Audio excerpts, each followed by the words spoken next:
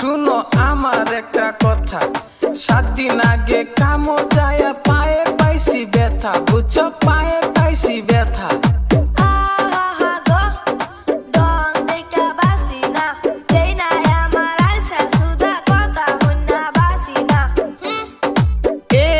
তুই কি কইলি রে, কি কইলি?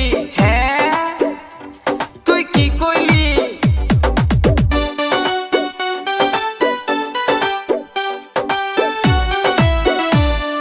কেমন কইরা মালি আমারে মরার যাইরা রে, আমি থাকবো না আর তোর ঘরেতে মরার পুংডা রে।